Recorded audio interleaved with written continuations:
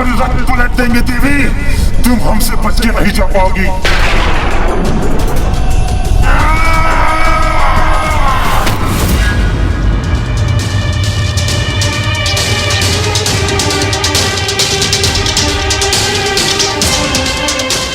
प्रभु चले गए और मैं उन्हें रोकने के लिए कुछ न कर सका।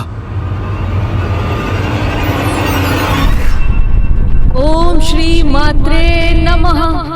ओम श्री मात्रे नमः। ओम श्री मात्रे नमः। ओम श्री मात्रे नमः।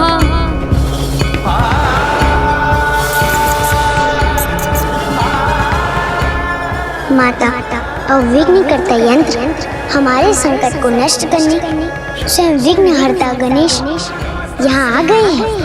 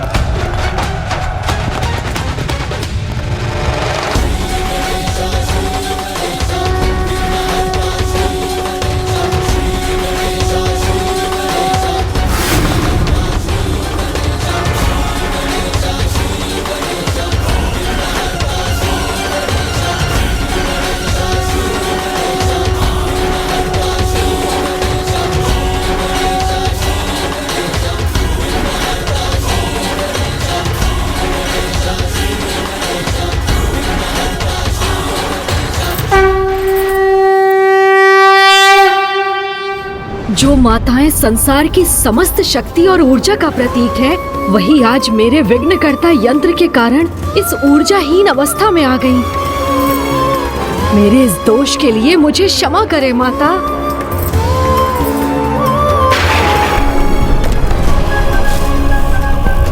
विघ्नकर्ता यंत्र का प्रभाव माता के निकट पहुंच रहा है।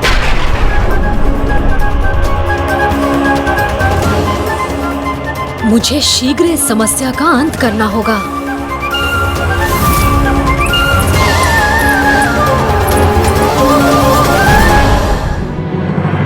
पिताजी, मैं नहीं चाहती आपको कोई कष्ट पहुंचे।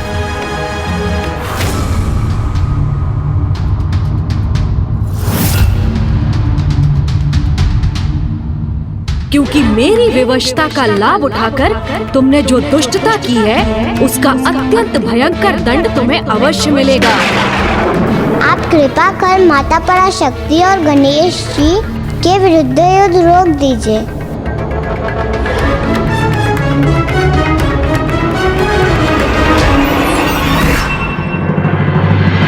माता, आप मेरे यंत्र का मान रखने के लिए इसे नष्ट नहीं करेंगी, तो मैं भी संसार की परम शक्ति समस्त माताओं की माता की महिमा को कोई आघात नहीं होने दूंगा। इस यंत्र का प्रभाव आप तक पहुंचने के पहले ही इसे मैं नष्ट कर दूंगा।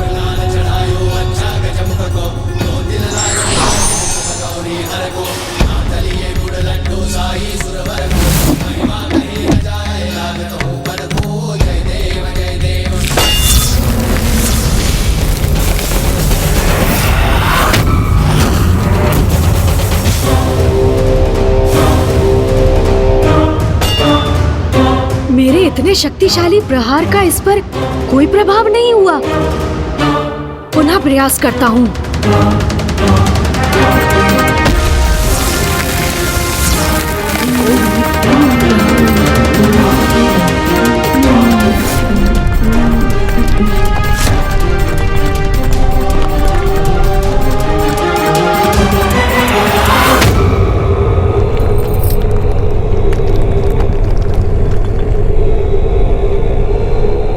पिताश्री, आप अपनी पुत्री का कहा मान ये युद्ध रोक देंगे ना?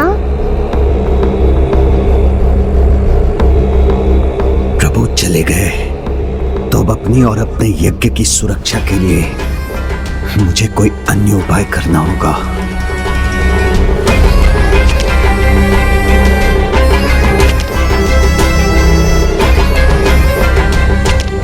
पिताश्री, आप और विचार मत कीजिए। बहुत उदार है। आप युद्ध रोक देंगे तो वो अवश्य आपको क्षमा कर देंगे।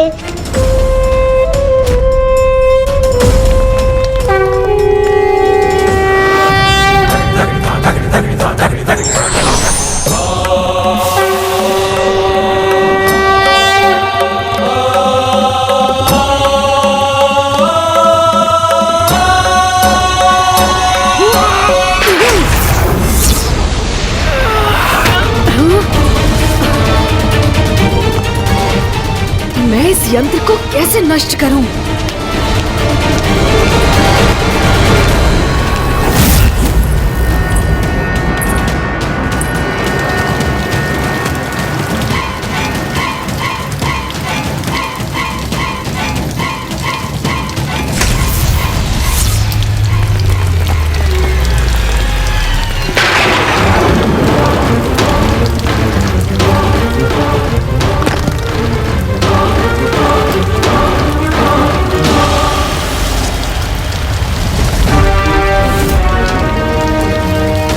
गणेश जी की प्रतिमा का क्षतिग्रस्त होना शुभ संकेत नहीं।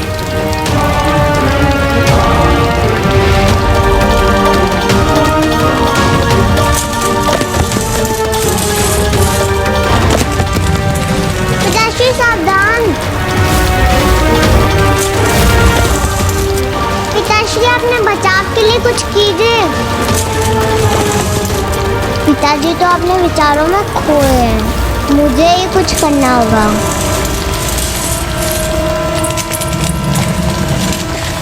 मैं इसे थाम लूंगी, किंतु इसे पिताजी पर नहीं गिरने दूंगी।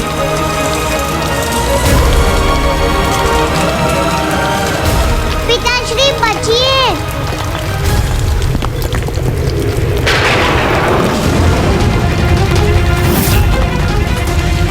मेरी नन्ही पुत्री मेरी रक्षा के लिए अपने प्राण दांव पर लगा रही है।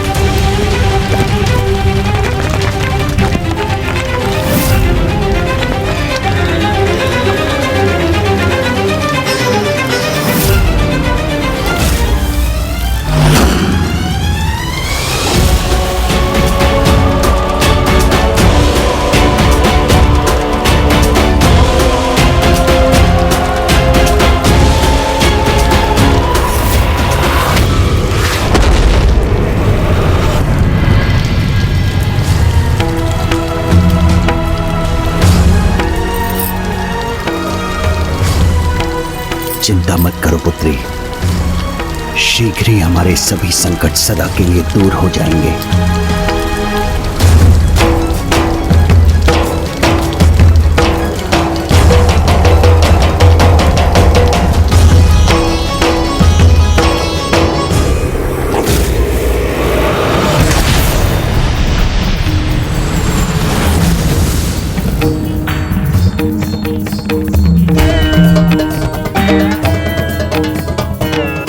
ये अनर्थ नहीं होने दूंगा मैं। माता की कृपा से इस यंत्र को अभी नष्ट करूंगा। ओम श्री मात्रे नमः। ओम श्री मात्रे नमः।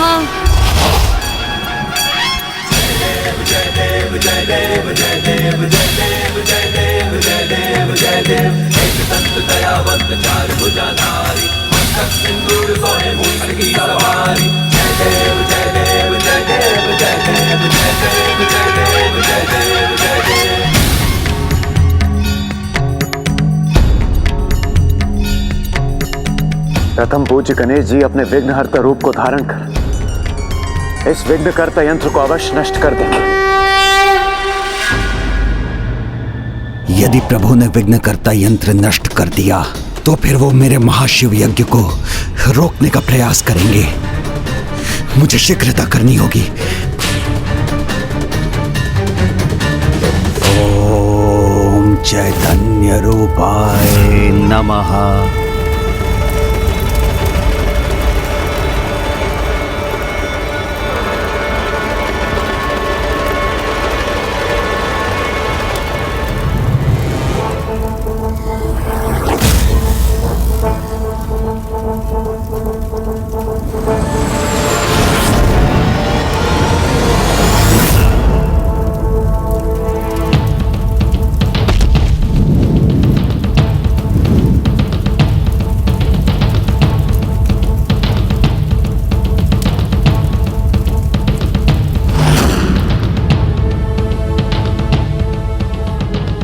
प्रभु गणेश जी, स्वयं आपका रचा, आपका परम भक्त हूं मैं, तो इतने शीघ्र भयभीत अथवा पराजित कैसे हो सकता हूं मैं? हम तुम्हारे रथ पलट देंगे देवी। तुम हमसे बच के नहीं जा पाओगी। हम तुम्हें बंदी बनाएंगे।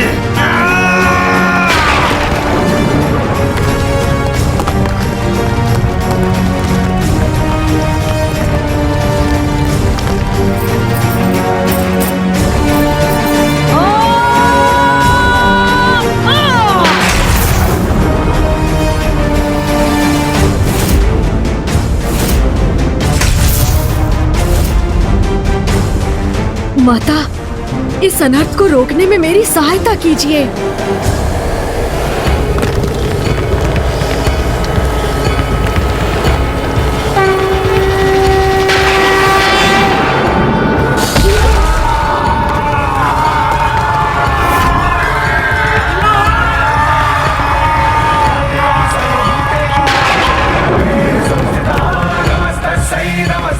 ये संकट अभी पूर्ण रूप से टला नहीं है।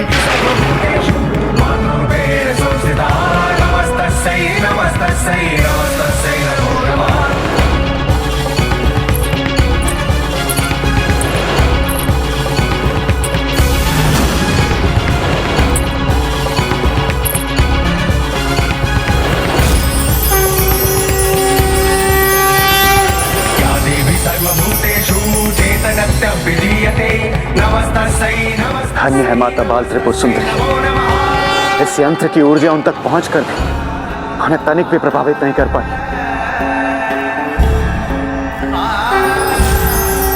ये माता की ही लीला।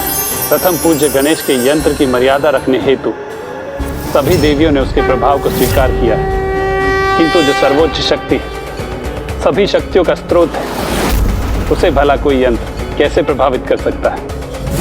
आपने उचित कहा नारायण। वो जो संपूर्ण है, उसके लिए अंश को अपने भीतर समाहित करना कठिन कैसे हो सकता है?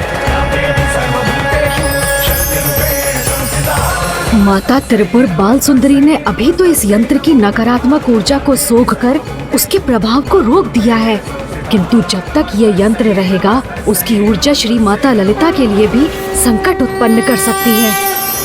मुझे शीघ्र कुछ करना चाहिए, किंतु क्या करूं मैं? क्या कारण है कि ये मेरे किसी भी प्रहार से नष्ट नहीं हो रहा? 8 भिन्न छोर, 8 की संख्या, कहीं इसके विनाश के लिए भी तो महत्वपूर्ण नहीं? माता, विघ्नहर्ता गणेश अपने ही विघ्नकर्ता यंत्र का विनाश करने में असमर्थ क्यों हो रहे हैं?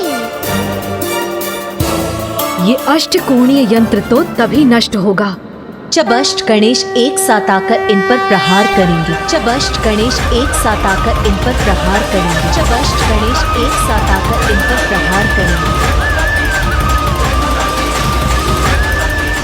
किसी भी भगवान का कोई भी अवतार एक समय पर किसी विशेष कारण से ही प्रकट होते हैं, किंतु अष्ट गणेश एक समय पर एक साथ कैसे आ सकते हैं? विघ्नकर्ता यंत्र का प्रभाव मुख्य देवी तक ना भी पहुंच सके, किंतु उन्हें अपने में ही उलझाए रखे, तो भी मैं अपना कार्य संपन्न कर दूंगा।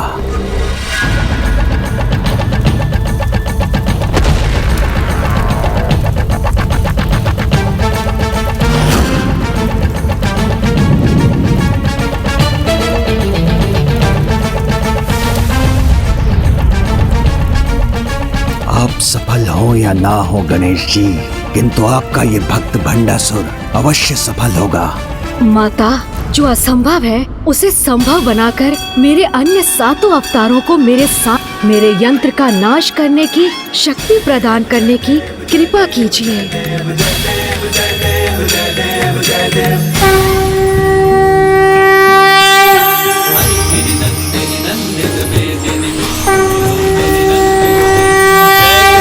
महिषासुरमर्दिनि रम्य कपर्दिनि शैलसुते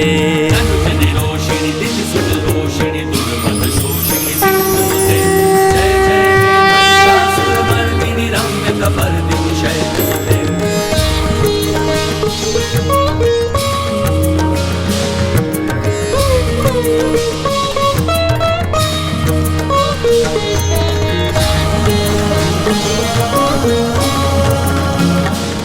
माता की लीला तो अपरंपार है, हमारी समझ के परे, किंतु माता अवश्य इस विकट स्थिति को सुलझाने के लिए ही आगे बढ़ी। वन प्रिय वासिनी हास रते शिरोमणि तुंग हिमलय श्रृंग निजालय मध्य गते।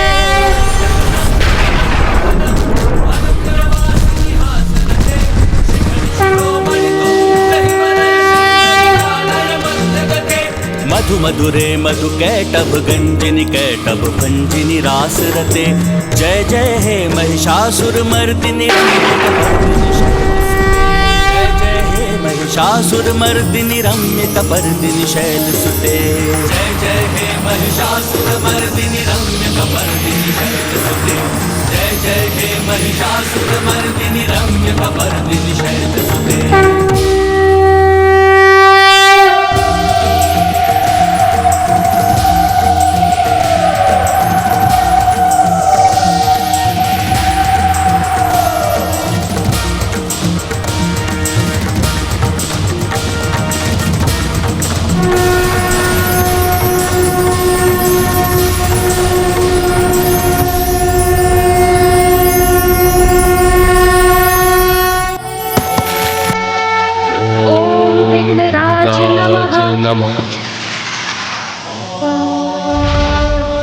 ओम गजाननाय नमः।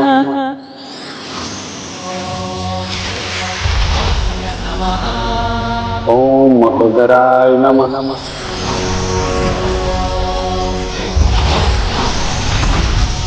ओम वक्रतुंडाय नमः। ओम धूम्रवर्णाय नमः। ओम लंबोदराय नमः। ओम विकटाय नमः।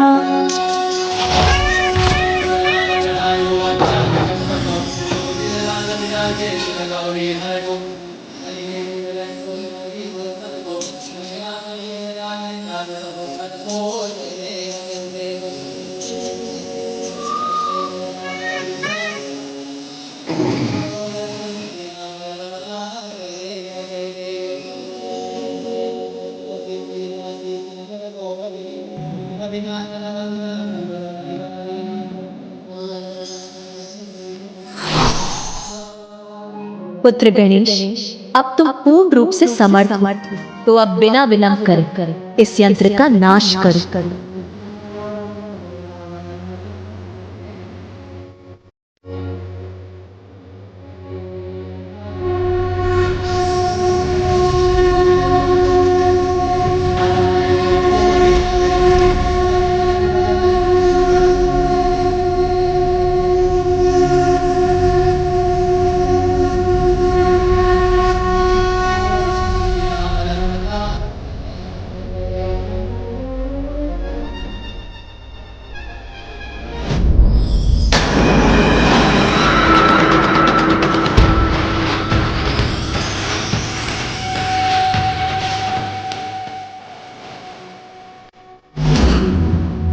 ये भंडासुर के अंत का आरंभ है।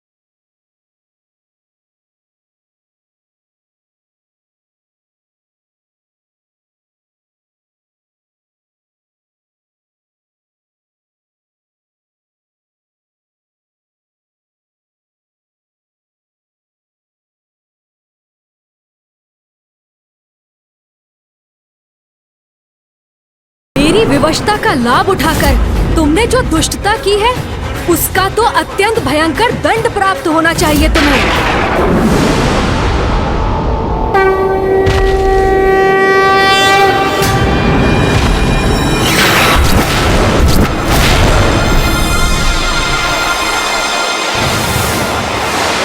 मेरे उल्का मुख योद्धाओं तैयार हो जाओ।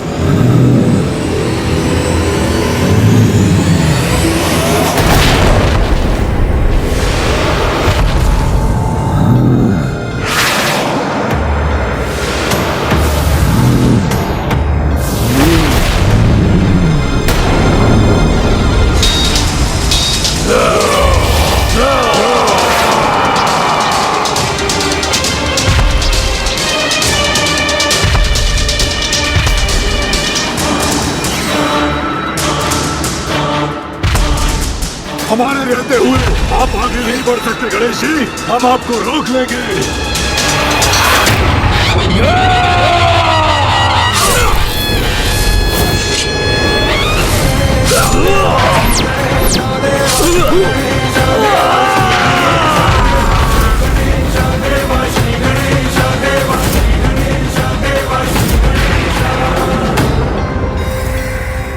प्रभु गणेश जी ने मेरे उल्का मुख योद्धाओं का संहार कर दिया।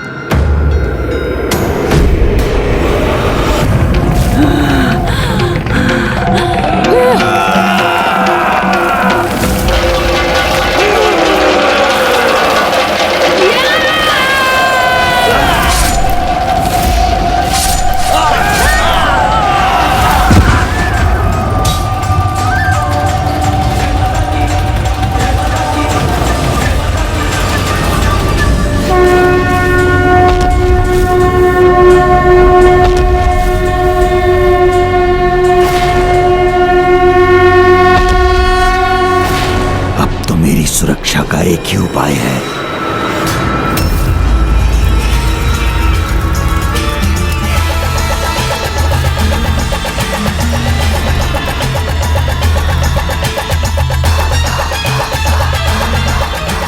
मेरा यज्ञ समाप्त होने को है, महाशिव प्रकट होते ही होंगे। बस थोड़ा और समय चाहिए मुझे।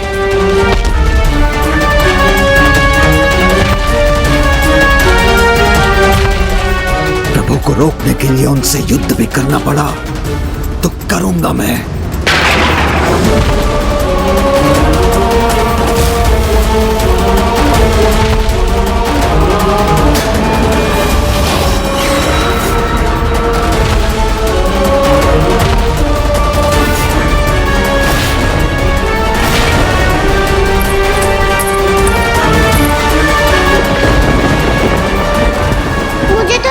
पिताश्री मेरा कहा मानकर युद्ध रोक देंगे, किंतु उन्होंने तो अपने हाथों में अस्त्र धारण कर लिया।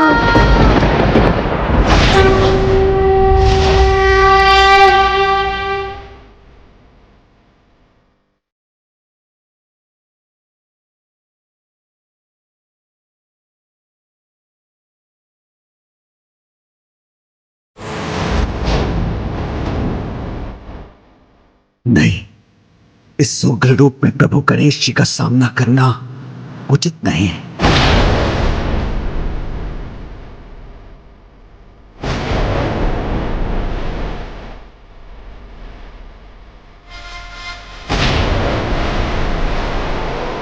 क्रोधादेश में प्रभु अष्ट गणेश भंडासुर का अंत ही न करते। यदि ऐसा हुआ तो बहुत बड़ा अनर्थ हो जाएगा कि भंडासुर का अंत तो माता ललिता द्वारा ही नियत। भंडासुर, मेरे रूप में तुम्हारा काल तुम्हारी ओर बढ़ रहा है। अब तुम्हारा बचना असंभव है।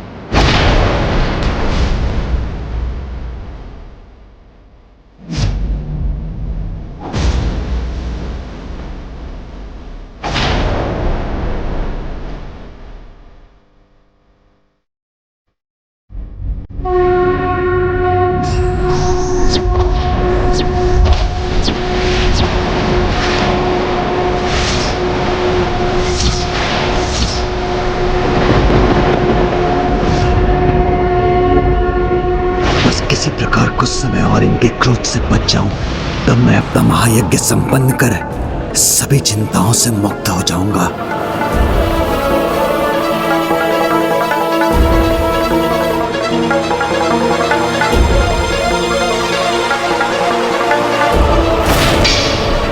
प्रभु, आप परवार कर आपका अपमान नहीं कर सकता मैं। आपका परम भक्त जो हूं प्रभु, सदा आपकी पूजा और सेवा में समर्पित रहने के लिए ही तो आपको सदा निकट रखा था प्रभु। किंतु यदि आप मुझे मेरी भक्ति का दंड देना चाहते हैं तो दे दीजिए प्रभु, इतना तो चलता है। मेरे जन्मदाता हैं आप, तो मेरा अंत करने का भी अधिकार है आपको, भले ही मैं निर्दोष क्यों ना हूं। आप मेरे प्राण लेना चाहते हैं ना, तो लीजिए प्रभु।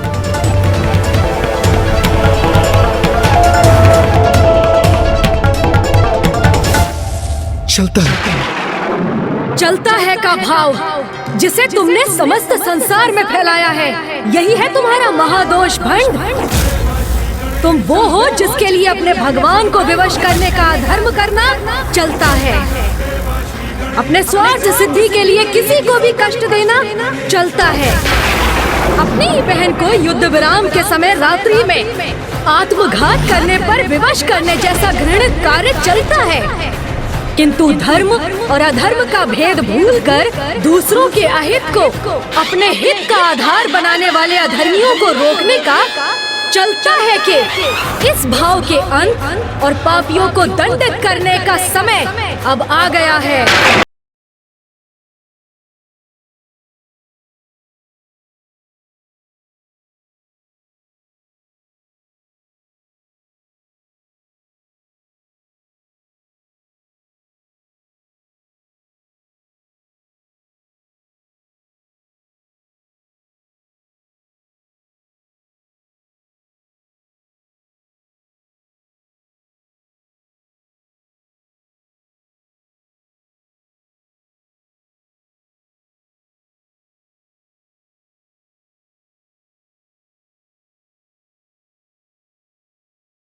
मेरे गणेश जी दया कीजिए।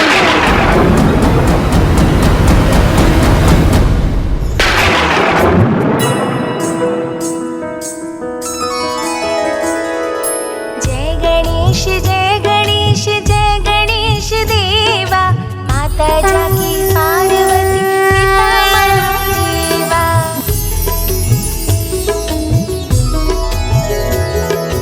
मस्तक पर चंद्र सोहे मुख सुहाए, गौरी पुत्र गणाधीश सर्वेश्वराय।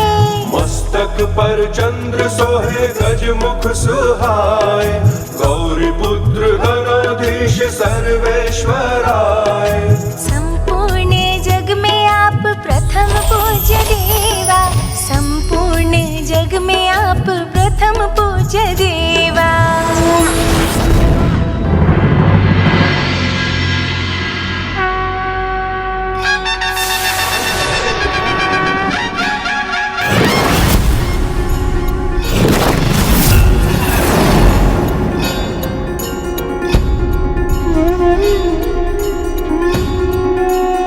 प्रणाम प्रभु गणेश जी, मेरी विनती सुनने के लिए आपको कोटि कोटि धन्यवाद। कल्याण हो।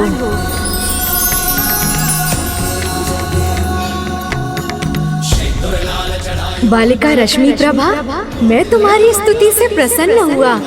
कहो क्या इच्छा है तुम्हारी?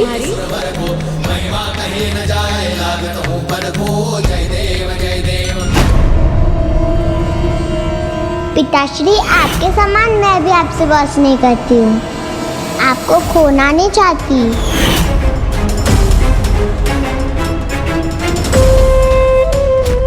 मैं सुरक्षित रहूं, मुझे अमृत प्राप्त हो, इसके सिवाय क्या इच्छा होगी इसकी।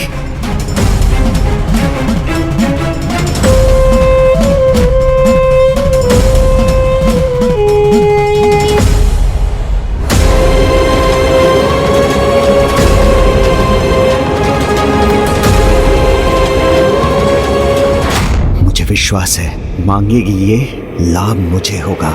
मैं आपसे कोई वरदान नहीं मांगूंगी प्रभु, मैं तो आपकी भक्त हूँ।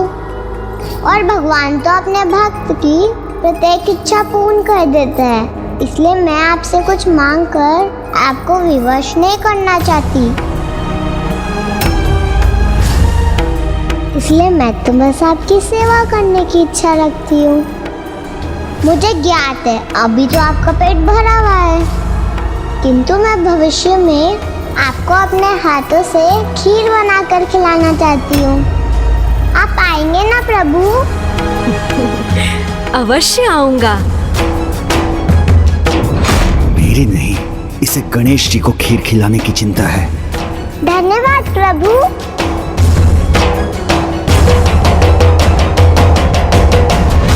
भंडासुर, धर्मपरायणता के जिस शिखर पर तुम्हारी पुत्री है, वहां तो तुम्हें होना चाहिए था। उसके समान तुम्हें भी ज्ञात होना चाहिए था कि अपने ईश्वर से प्रेम करना, उनकी स्तुति वंदना कर, उनकी भक्ति करना और उन्हें प्रसन्न कर उनकी इच्छा से वरदान प्राप्त करना धर्म की मर्यादा के अनुसार उचित है। किंतु जो तुमने किया, अपने ईश्वर को अपनी भक्ति से विवश कर उनकी अनिच्छा से शक्तियां प्राप्त करना सर्वथा अनुचित है, अधर्म है। और जो अधर्म से शक्तियां प्राप्त करता है वो आरंभ में शक्तिशाली अवश्य हो जाए, किंतु अंत में उसे भयंकर दुर्दशा का सामना अवश्य करना पड़ता है।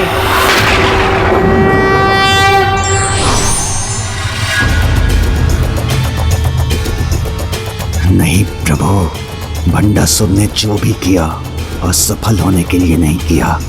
कुछ समय की बात और है, फिर आप स्वयं देखेंगे कि दुर्दशा होगी अवश्य, किंतु मेरी नहीं, उस देवी और उसकी देवी सेना की।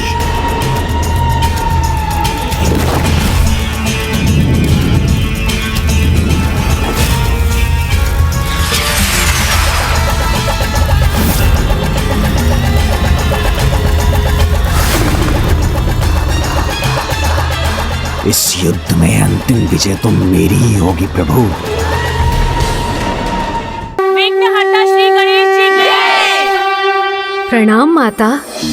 मुझे क्षमा कीजिए माता, मेरे कारण आपकी सेना को इतने विघ्न का सामना करना पड़ा। किंतु पुत्र, तुम्हारे कारण ही तो ये देवी सेना उन विघ्नों से मुक्त हुई है। माता, उसका कारण भी मैं नहीं, आप ही हैं। क्योंकि यदि आपने मेरे सभी 8 अवतारों को एक साथ प्रकट न किया होता तो मैंने जो भी किया उसकी प्रेरणा भी तो मुझे तुम्हारे यहाँ होने से ही प्राप्त हुई है पुत्र। जिस प्रकार सूर्य के एक किरण से रात्रि का अंधकार छट जाता है, उसी प्रकार विघ्नहर्ता के होने से निराशा आशा का रूप ले लेती है। बुद्धि संकट को दूर करने का उपाय सुझाती है। इसीलिए मैं तुम्हें ये आशीर्वाद देती हूँ, तुम्हारी महिमा प्रत्येक ब्रह्मांडों में, प्रत्येक कल्प में इसी प्रकार स्थिर रहेगी पुत्र। तुम सदा प्रथम पूज्य के रूप में स्थापित रहोगे और विघ्नहर्ता कहलाओगे।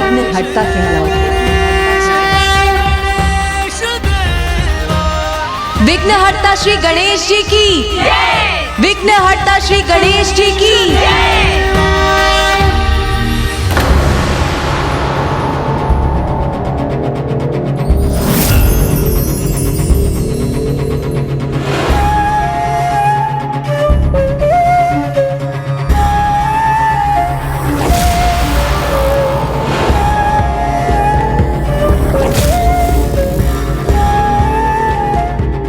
क्या हुआ माता, आप अमरपुर से आने वाले इस प्रकाश को देखकर चिंतित क्यों हो गई? भंडासुर का प्रभु महाशिव आवाहन यज्ञ संपन्न होने वाला है। अब शीघ्र ही अमरपुर में महाशिव का आगमन होगा और यदि भंडासुर को महाशिव का साथ प्राप्त हो गया तो उसे रोक पाना असंभव हो जाएगा।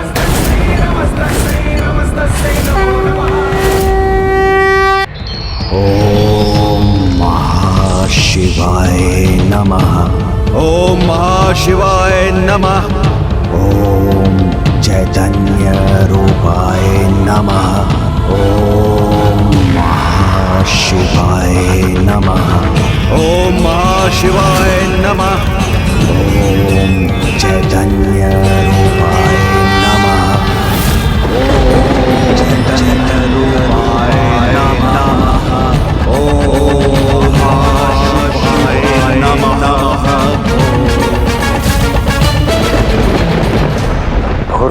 महादेव का वरदान प्राप्त कर भंडासुर 60 सहस्त्र वर्षों तक अपना राज स्थापित करने में सफल हुआ था। यदि इस बार उसने प्रभु महाशिव का वरदान प्राप्त कर लिया तो अनंत काल तक अपनी सत्ता स्थापित करने में सफल हो जाएगा।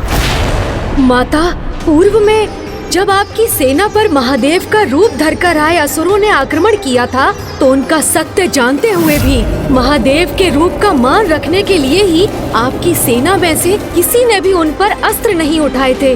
फिर अब इन असुरों की पराजय कैसे होगी जब स्वयं प्रभु महाशिव उनके साथ होंगे?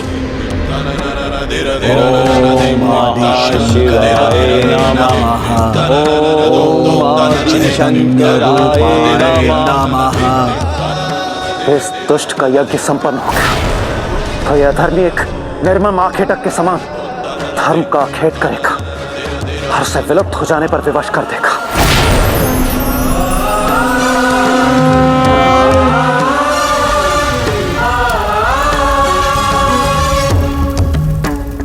माता, भंडासुर की तपस्या संपन्न होने में अब अधिक समय नहीं।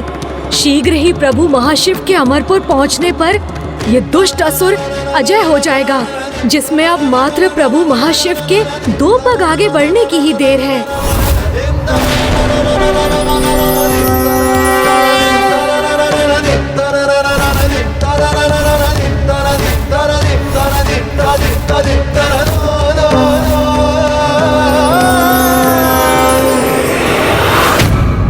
जब प्रभु की शक्ति ही थम जाएगी तो वो आगे कैसे बढ़ सकेंगे?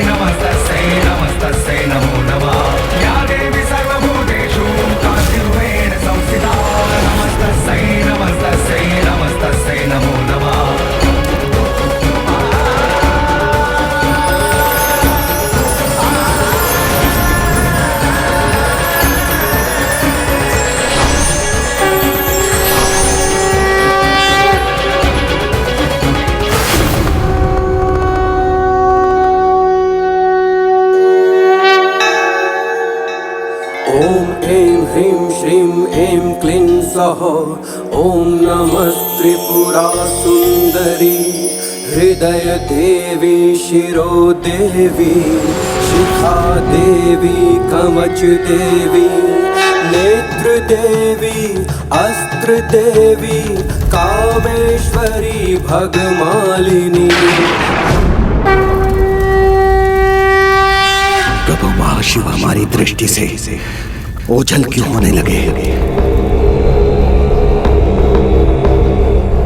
प्रभु के दिव्य तेज के स्थान पर यहाँ अंधकार क्यों छा गया? यहाँ आने के लिए पग बढ़ाकर भी प्रभु महाशिव यहाँ आए क्यों नहीं? शिव नहीं आए क्योंकि शक्ति नहीं आई, और अब महाशिव वहाँ आएंगे भी नहीं।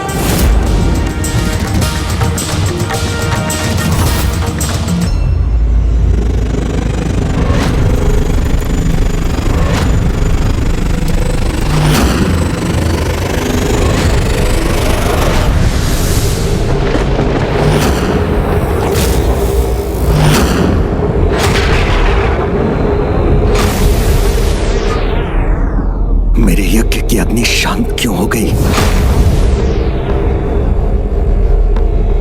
मेरी तपस्या संपन्न होने से पहले ही प्रभु महाशिव का आगमन क्यों रुक गया?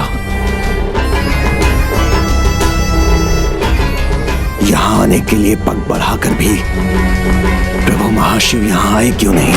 शिव नहीं आए क्योंकि शक्ति नहीं आई, और अब महाशिव वहाँ आएंगे भी नहीं।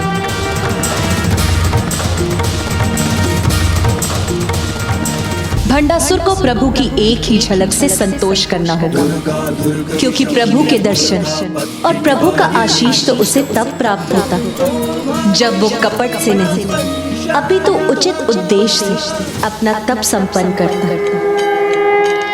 और उससे भी गूढ़ सत्य तो ये है कि प्रभु महाशिव और मैं एक दूसरे के पूरक हैं, इसीलिए हम दोनों भिन्न नहीं, एक ही हैं।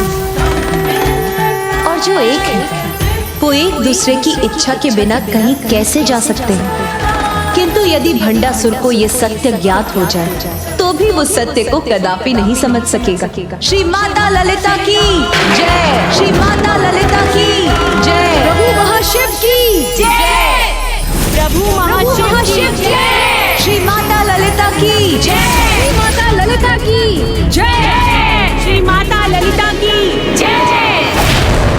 जय जयकार इनकी नहीं, मेरी होनी चाहिए थी।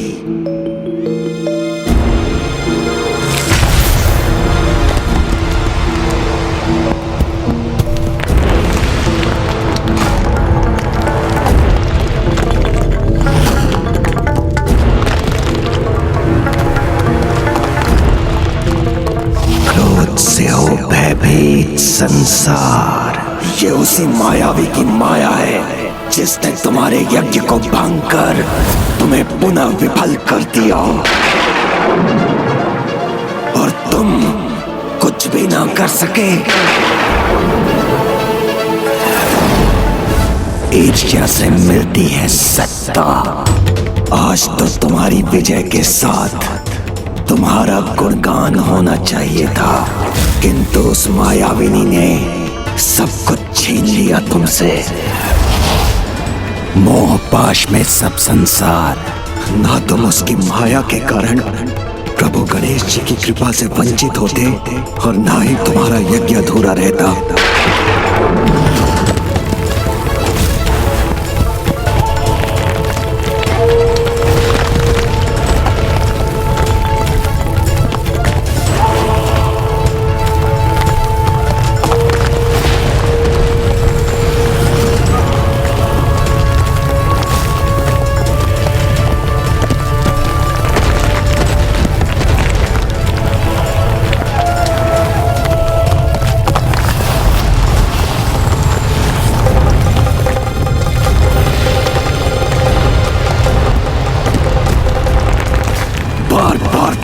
पराजय देखकर थक चुके हैं हम,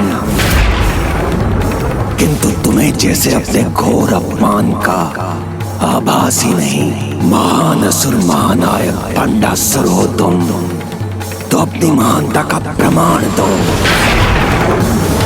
क्योंकि अतीत के अन्य असुर सम्राटों के समान हमें अपना भयानक वध स्वीकार नहीं।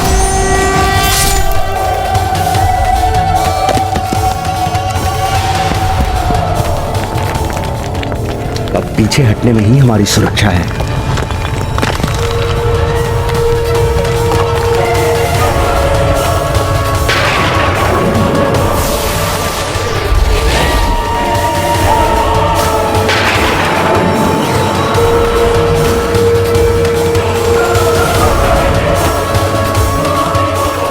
अतीत के पराजित असुर सम्राटों के समान अपना अंत नहीं, विजय चाहिए मुझे, फिर उसके लिए मुझे कुछ भी करना पड़े।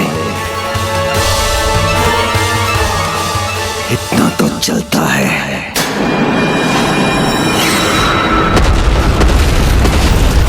माता, आज की पराजय सहना तो भंडासुर के लिए अत्यंत कठिन होगा, क्योंकि उसने एक ही दिवस में अपने पुत्रों, अपने आराध्य गणेश जी और शिव जी का साथ खो दिया है। नहीं देवी दंडीनाथ, जो अहंकार से ग्रस्त, उनके लिए वास्तविकता को समझकर स्वीकार कर पाना अत्यंत कठिन होता है। इसीलिए भंडासुर तो अभी भी आशावान कि वो विजय प्राप्ति का कोई ना कोई उपाय तो अवश्य ही ढूंढ लेगा।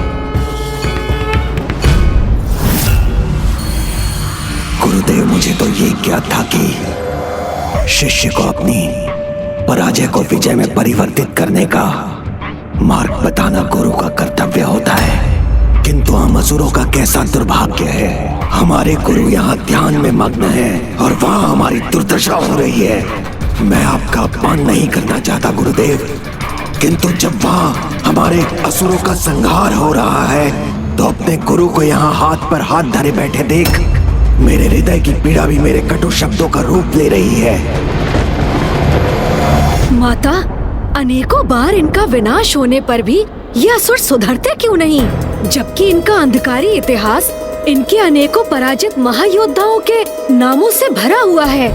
मैं उन महासुरों का नाम स्मरण कराऊं गुरुदेव, जो आपके ही मार्गदर्शन में पराजित हुए थे? तो सुनिए, उनमें सर्वप्रथम थे मधु और कैटब, जिनका अंत देवी योग माया की सहायता से स्वयं नारायण ने किया था।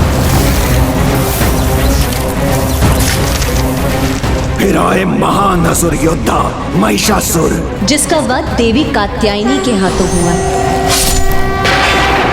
फिर अति शक्तिशाली, अति ऊर्जावान महान असुर भ्राता शुंभ निशुंभ ने अपना साम्राज्य स्थापित किया था। जिन दोनों का संहार माता विंध्यवासिनी ने मात्र एक क्षण में कर दिया।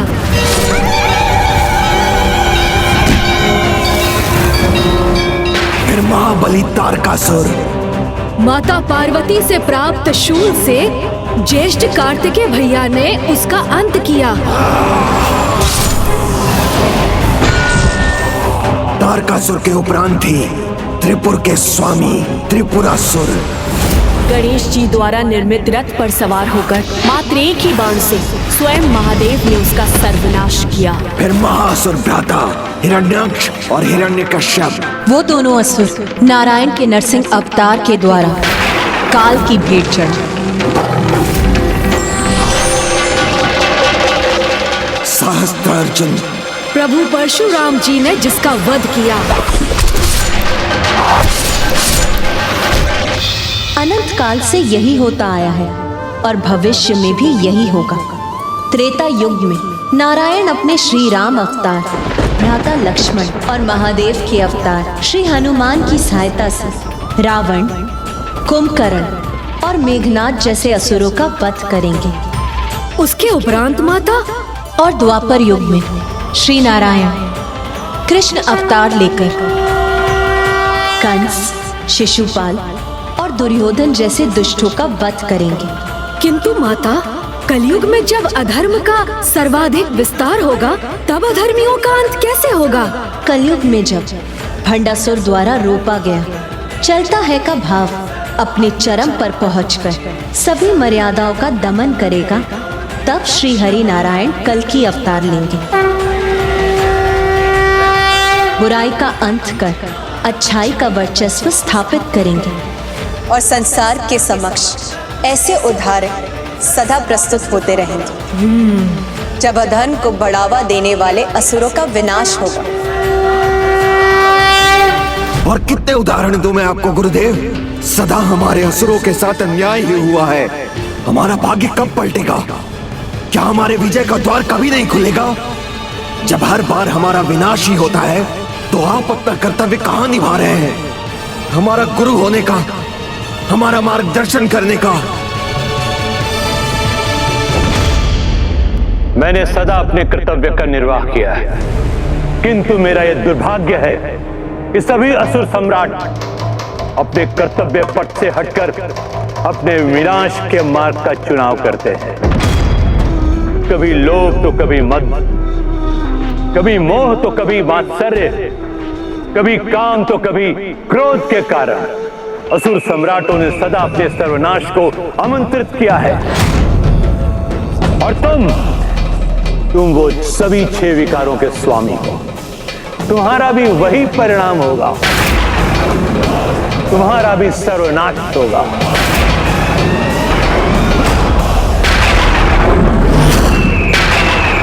नहीं गुरुवर, आपका कर्तव्य तो हमें हमारे सर्वनाश से सुरक्षित रखकर हमारी विजय का उपाय सुझाने का है। इसका निर्वाह तो आपको करना ही होगा। माता, तो क्या ये असुर बार बार इसी प्रकार अपने विनाश को आमंत्रित करेंगे? क्या विनाश ही इनकी दुष्टता नष्ट करने का एकमात्र उपाय है? पुत्र गणेश, सृजन, पालन और विनाश के क्रम में सृजन और विनाश का अटूट संबंध जैसे वन में धधकती अग्नि सब कुछ भस्म करते समय अत्यंत भयंकर लगती है, किंतु वो अपने विनाश से नए सृजन के लिए भूमि को तैयार भी करती है। उसी प्रकार विकारों के विनाश से मन में नए और श्रेष्ठ विचारों को जन्म लेने का अवसर भी मिलता है।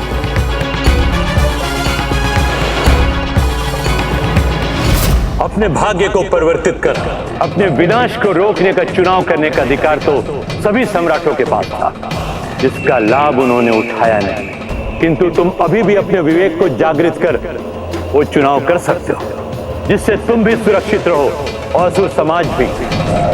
बुद्धिमान वही होता है भंडासुर जो अन्य किसी के भूल से सीख लेकर उचित मार्ग अपनाता है। अतीत के असुर सम्राटों की भूलों से सीख लेकर माता पराशक्ति से युद्ध करने की इच्छा त्याग दो। विनाश के पूर्व और विनाश के पश्चात अपने कर्मों को सुधारने का अवसर सबको मिलता है।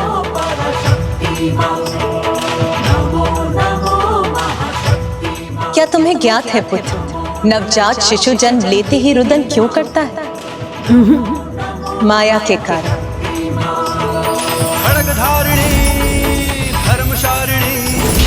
हम सब की रक्षा करो। और वो अपने नए जीवन पूर्व के दोषों और पापों को ना दोहराने का प्रण लेता है, किंतु वो अपने नए जीवन के साथ जैसे ही सांसारिक माया जाल में प्रवेश करता है वो सब कुछ भूल जाता है जो उसके प्रथम रुदन का कारण बनता है। तो माता, जब सभी को अच्छाई के मार्ग पर चलने की प्रेरणा प्राप्त होती है, तब भी अनेक जीव स्वार्थ सिद्धि के लिए अधर्म क्यों करने लगते हैं? क्योंकि माया के प्रभाव में आकर अधिकतर जीव जीवन के प्रारंभ में ही संसार के माया जाल से भ्रमित हो जाते हैं और अपने अंतरात्मा के स्वर को नकार देते हैं।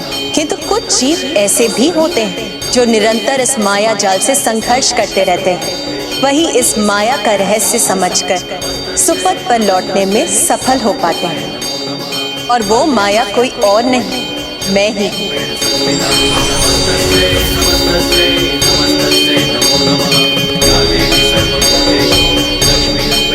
मैं ही प्रत्येक जीव को स्वतंत्र इच्छा भी प्रदान करती हूँ, और जो स्वतंत्रता का सदुपयोग करते हैं वो अपने जीवन की हर समस्या से सुरक्षित बाहर आ जाते हैं।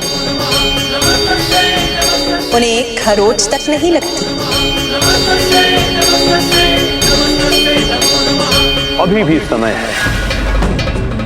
जो क्षति तुम्हें पहुंची है उसे मात्र एक खरोंच समझकर भुला दो और अपने सुधार के मार्ग को अपनाओ।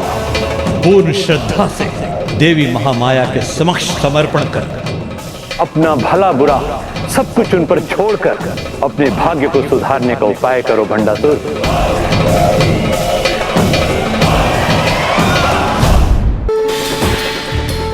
प्रत्येक भगवान ने अपने हाथों में जो अस्त्र धारण किए हैं उनका भी एक महत्व है। जैसे मेरे उग्र रूप में देवी काली के हाथों में कैंची विनाश का नहीं, जीव की पूर्व के बुरे कर्मों के प्रभाव को काटने का साधन है।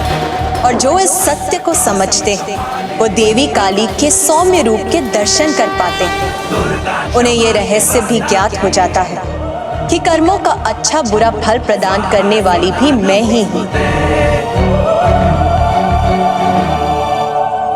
तुम क्या हो उनके सामने जो स्वयं चैतन्य है? तुम उन पर विजय प्राप्त करने का उपाय चाहते हो ना? तो सुनो, उन करुणामयी माता को शक्ति से नहीं, एकमात्र भक्ति से ही प्रभावित किया जा सकता है। समय के अनंत धारा के किसी भी भाग में, किसी भी युग में जो सच्चे मन से ईश्वर का ध्यान करता है, मेरी कृपा दृष्टि से वही कर्मों के चक्रव्यूह से मुक्त हो पाता है। इसलिए चैतन्य महाशक्ति का नाम स्मरण कर सुधार लो अपने कर्मों को, अपने कपट और चलता है कि प्रवृत्ति को त्याग दो। माता के चरणों में गिरकर उनसे क्षमा याचना करो। अपनी इच्छा उनके अधीन कर उन्हें ही अपनी नियति निर्धारित करने दो। कहो भंडासुर, कर सकोगे ऐसा? मेरे बताए सरल और सुगम मार्ग पर चल सकोगे तुम? बोलो भंडासुर। गुरुदेव, मैंने आपसे अपने विनाश को रोकने का मार्ग पूछा था।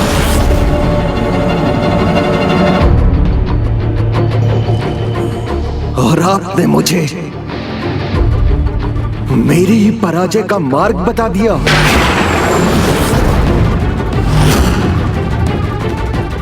जाना ही है तो असुरों के इतिहास पर जो पराजय का कलंक है उसे मिटाने का उपाय समझाइए, अन्यथा उसका परिचय दीजिए जो मुझे ऐसा महाशक्तिशाली अस्त्र देने में समर्थ है जिससे मैं किसी को भी पराजित कर सकूं। मेरी परम शत्रु देवी पराशक्ति को भी। यदि यही तुम्हारी इच्छा है तो तुम्हें अपने दिवंगत पुरखों के पास जाना चाहिए।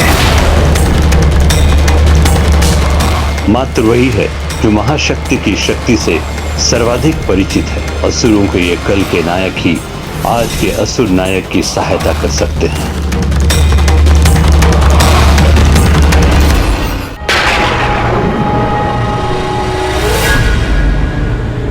तो इतनी कृपा कीजिए, मुझे बताइए वो कहां है और मैं उन तक कैसे पहुंचूं?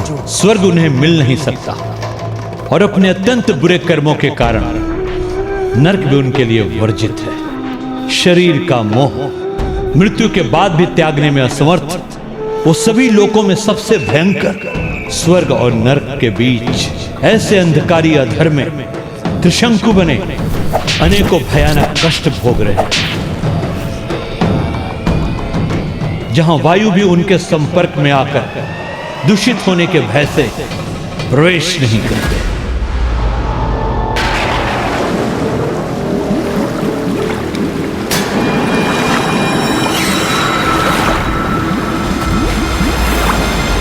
वो किस अवस्था में है ये जानने में मुझे कोई रुचि नहीं है, मैं तो बस वहां पहुंचना चाहता हूं।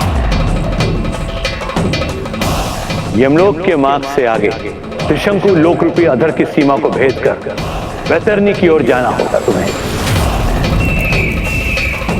यदि तुम वैतरणी को पार कर सके तो मृत्यु के उपरांत असुरों के स्थान असुर पितृ पर्वत की चढ़ाई पार करनी होगी। किंतु स्मरण रहे, वहां जाना अत्यंत संकटमयी है, क्योंकि वहां जो प्रवेश करता है वो अपने बल और सामर्थ्य से वंचित हो जाता है। साहस भी कुछ समय ही साथ देता है। मुझे भयभीत मत कीजिए गुरुदेव, वहां पहुंचकर वहां से लौटने का उपाय बताइए बस। वहां पहुंचकर ना कहीं रुकना और ना पीछे मुड़कर देखना।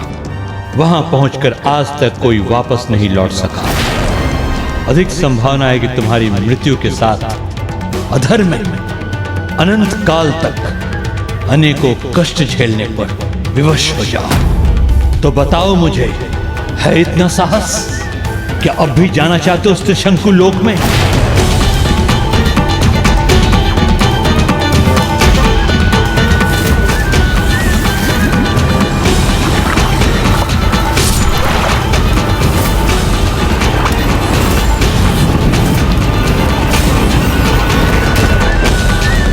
बोलो भंडासुर, वहां जाओगे तुम?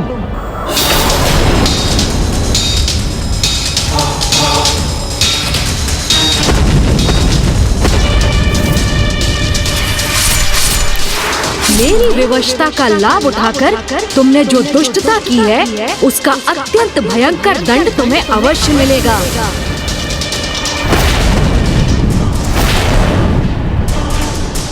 जाऊंगा, अवश्य जाऊंगा।